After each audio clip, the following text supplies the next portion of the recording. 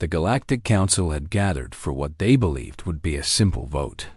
The chamber was filled with representatives from 12 different species, each one having evolved on worlds that their scientists considered perfect for life. Cool temperatures, stable atmospheres, and gentle suns had guided their development over millions of years. They looked upon the newest applicant species with a mixture of curiosity and barely hidden disgust. Commander Vessis of the Thalorian delegation leaned forward in his cooling suit. His species required temperatures below freezing to function properly.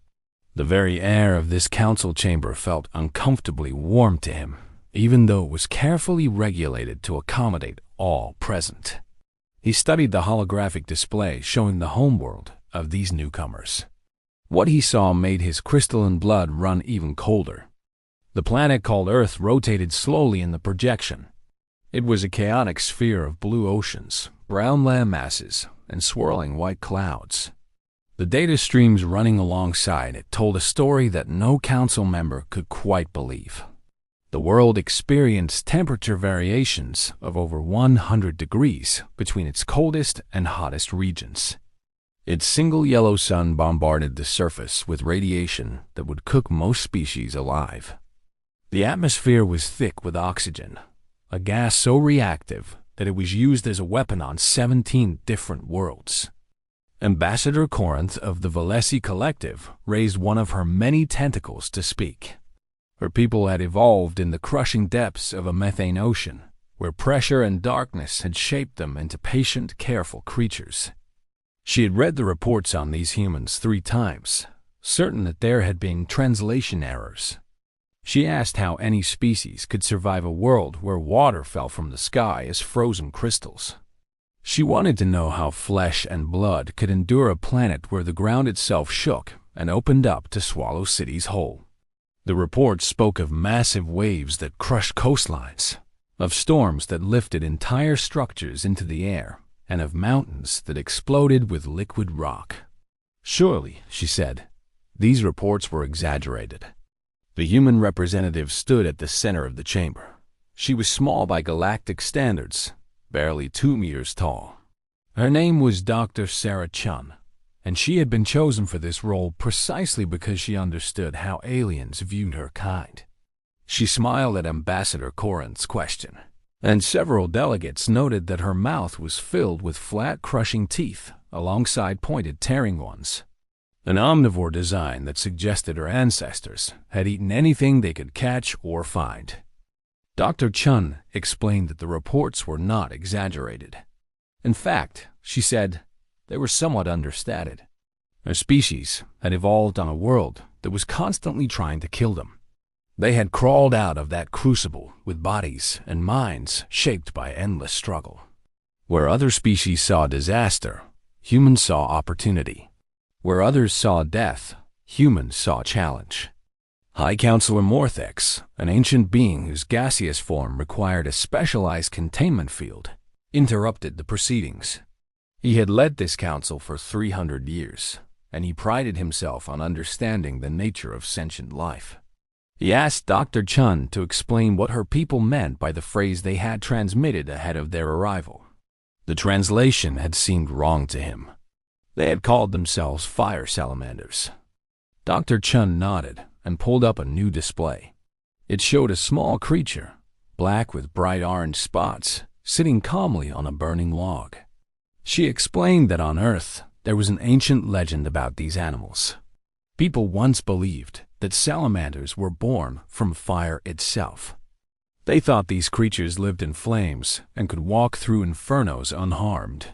The legend was not true for the actual animals, she said, but it was very true for humanity.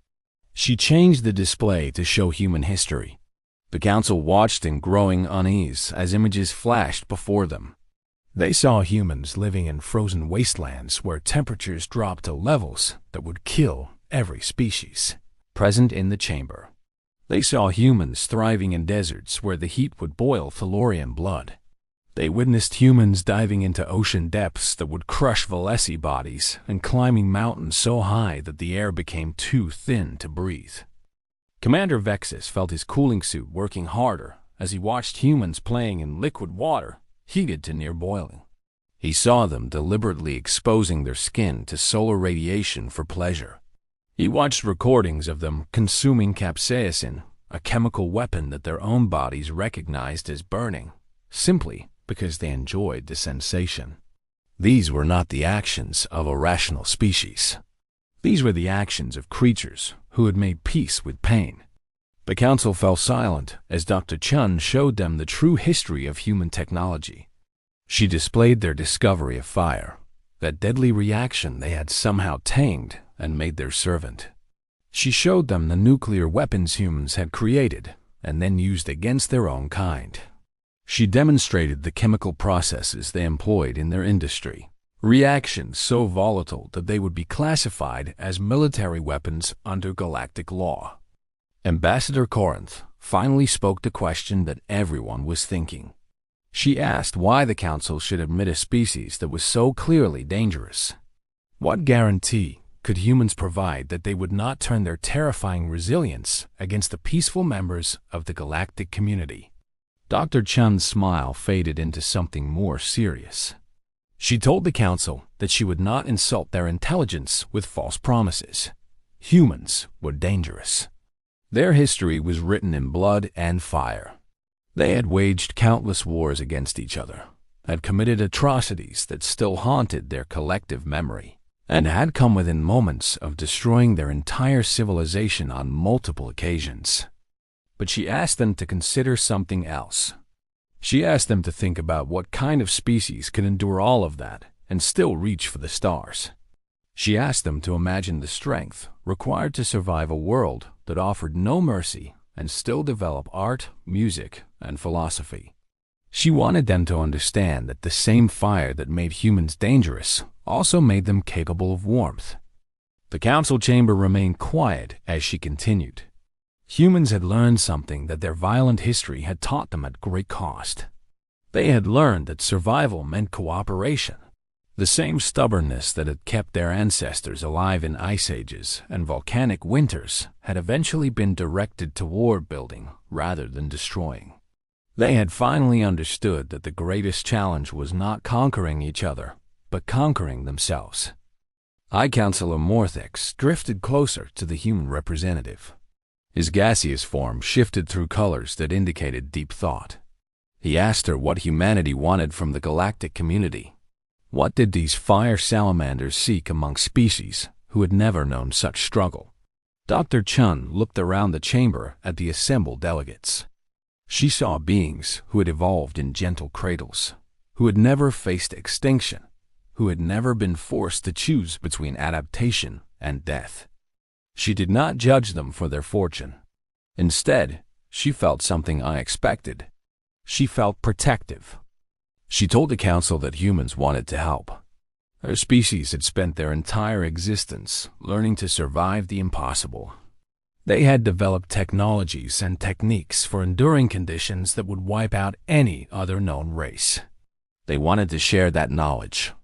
They wanted to be the shield between the peaceful civilizations of the galaxy and the dangers that lurked in the void. Commander Vexus asked what dangers she meant. The galaxy had been at peace for 10,000 years. What threat could possibly require the assistance of such a violent species? Dr. Chun pulled up her final display. It showed the edge of known space, where sensors had recently detected movement. Something was coming from the darkness between galaxies. Something that had already consumed 3 uninhabited star systems. The readings suggested temperatures that would vaporize most matter, radiation levels that would overwhelm any known shielding, and gravitational forces that would tear ships apart. She told them that the universe was not always kind. It did not care about gentle evolutionary cradles or peaceful civilizations. It was vast and cold and full of things that burned. And when those things finally arrived, when the fire came for the species who had never learned to walk through flames, humanity would be there. The fire salamanders would crawl from the lava once again.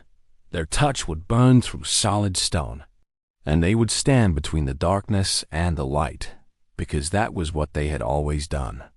That was what Earth had made them to be. The vote was called 3 hours later.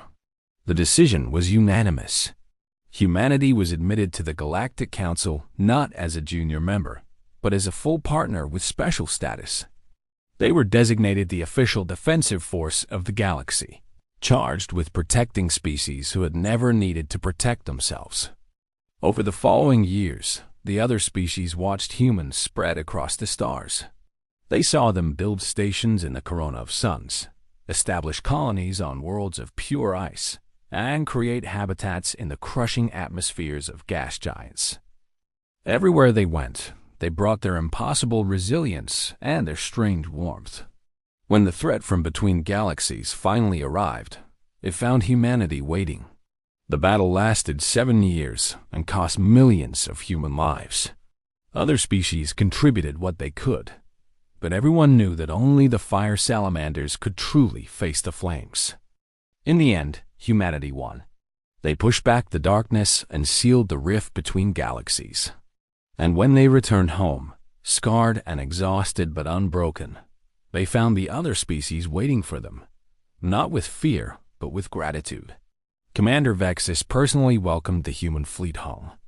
He had spent years learning to understand these strange beings, and he finally thought he knew their secret.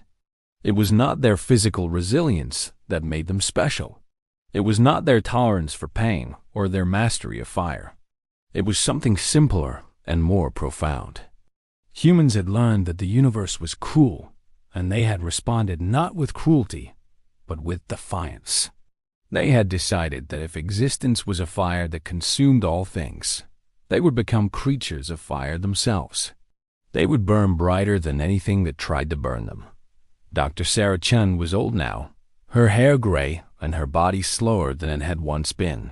But her eyes still held that same spark that had surprised the Council so many years ago. When Commander Vexus asked her how it felt to have saved the galaxy, she laughed and shook her head.